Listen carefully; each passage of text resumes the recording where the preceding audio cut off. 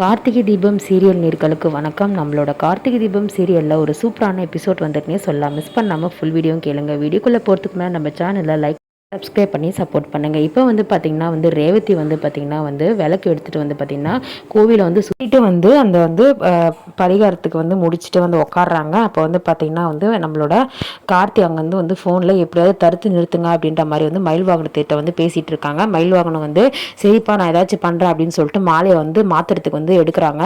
அப்போ பார்த்திங்கன்னா எடுக்கும் போது சாமுண்டீஸ்வரி மாலை எதுக்கு எடுக்கிறீங்க அப்படின்ற மாதிரி கேட்குறாங்க.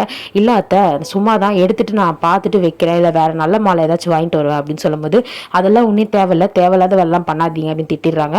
மயில் வாகனம் பார்த்தீங்கன்னா ஐயோ அத்தை வேற கண்கொத்தி பாம்பு மாதிரி மாலையே பார்த்துட்டு இருக்காங்களே, வேற எதனா பண்ணணும், மாலையை தூக்க வேணா மாப்பிள்ளையை தூக்கிடலாம் அப்படின்னு சொல்லிட்டு மருது பார்த்தீங்கன்னா காணும்னு சொல்லிட்டு தேடிட்டு இருக்காங்க. என்ன சந்திரா மாப்பிள்ளையை காணும், மருது மாப்பிள்ளை அப்படின்னு சொல்லிட்டு தேடிட்டு இருக்காங்க. அப்புறம் பார்த்தீங்கன்னா தேடிட்டே இருக்கும்போது நம்மளோட மயில் வாகனம் கார்த்திக் கால் பண்ணுறாரு. கால் பண்ணிட்டு பா கண்கோத்தி பாம்பு மாதிரி அத்தை மாலையே பார்த்துட்டு இருக்காங்க, என்னால் எதுவும் பண்ண முடியலப்பா அப்படின்னு சொல்லும் போது சரி நான் சொல்கிறத பண்ணுங்க அப்படின்னு சொல்லிட்டு சொல்கிறாங்க. அப்போ பார்த்தீங்கன்னா மாலையை மாற்ற முடியல, சரி மாப்பிள்ளை இது பண்ணிடுங்க அப்படின்னு சொல்லிட்டு மருது பார்த்தீங்கன்னா அந்த சைடு கால் பேசிட்டு இருக்காரு. அப்போ என்ன பண்ணுறாங்க, பின்னாடி இருந்து ஒரு போர்வை பெட்ஷீட்டை வச்சு போத்தி மூடி என்ன பண்றாங்கன்னா மருது கட்டையால நம்மளோட மயில் வாகனம் செம்மையா அடிச்சு கும்முன்னு கும்மிடுறாரு. கும்மிட்டு அதுக்கப்புறம் மயக்கம் போட்டுறாரு.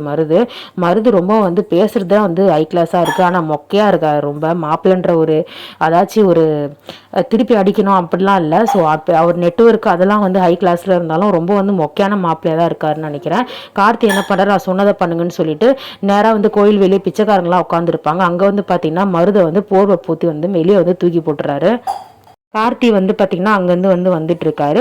வந்துட்டு பார்த்தீங்கன்னா நம்மளோட சந்திரகலாவும் சாமுண்டீஸ்வரியும் மாப்பிள்ளையை காணுமே, மருது மாப்பிள்ளை எங்கே காணும்னு சொல்லிட்டு ஃபுல்லாக தேடுற மாதிரி நம்மளோட மயில் வாகனம் என்ன பண்ணுறது, நான் தேடிட்டு இருக்காத்த அப்படின்னு சொல்லிட்டு ஃபுல்லாக தேடிட்டு இருக்க மாதிரி ஆக்ஷன் பண்ணிட்டு ரொம்ப நேரமாக டைமை ஓட்டிட்டு இருக்காரு. ஐயர் பார்த்தீங்கன்னா கத்திட்டு இருக்காரு. என்னங்க இன்னும் வந்தாங்களா இல்லையா அப்படின்ற மாதிரி கத்திட்டு இருக்காரு. நேரம் போயிட்டே இருக்கு, நல்ல நேரம். அதுக்கப்புறம் கல்யாணம் இந்த பரிகார பூஜை பண்ண முடியாது அப்படின்னு சொல்லிட்டு இருக்காங்க. சரி ஒரு நிமிஷம் இருங்க நான் பார்க்குறேன்னு சொல்லிட்டு ஆளுக்கு மூளையில பார்த்தீங்கன்னா சந்திரகலா பயந்து போய் தேடிட்டு இருக்காங்க. அப்புறம் சாமுண்டீஸ்வரியும் தேடிட்டு இருக்காங்க. பார்த்தீங்கன்னா கல்யாணம் நடக்காமல் போயிடுச்சு. கார்த்தி உள்ள வராரு. வந்ததுக்கப்புறம் ரேவதி எம்டி சார் நீங்கள் எங்கே இங்கே அப்படின்னு சொல்லிட்டு நான் நார்மலாக எங்கள் கோயிலுக்கு வந்தேங்க அப்படின்ற மாதிரி சொல்கிறாங்க. சரி ஓகேங்க வந்தாலும் பரவாயில்ல, ஒன்றும் பிரச்சனை இல்லை வாங்க சார் அப்படின்னு சொல்லிட்டு கூப்பிடும்போது அப்போ பார்த்தீங்கன்னா பரிகார பூஜை நம்மளோட கார்த்தி தான் மாலையை போட்டு பண்ணுற மாதிரி இருக்குது. ஸோ இதோட பார்த்தீங்கன்னா எபிசோட் முடிஞ்சிருக்கு. வழக்கம் போல் பார்த்தீங்கன்னா கல்யாணம் நின்றுச்சு. கார்த்தி தான் ரேவதி காலத்தில் மாலை போட்டு பரிகார பூஜையை பண்ணுறாங்க. அந்த அளவுக்கு எடுத்துகிட்டு வச்சுட்டாங்க. ஸோ வேறு லெவலாக இருந்துன்னே சொல்லலாம் எபிசோடு.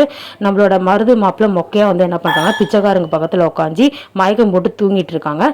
ஸோ இப்படி தான் எபிசோட் முடிச்சிருக்காங்க. இந்த கல்யாணம் க்ளோஸ் ஆயிடுச்சு, நின்று போச்சு. நம்மளோட சந்திரகலாவோட பிளான்லாம் பக்காவாக போட்டாங்க. ஆனால் எல்லாம் ஃபெயிலியர் ஆயிடுச்சு. தேங்க்யூ.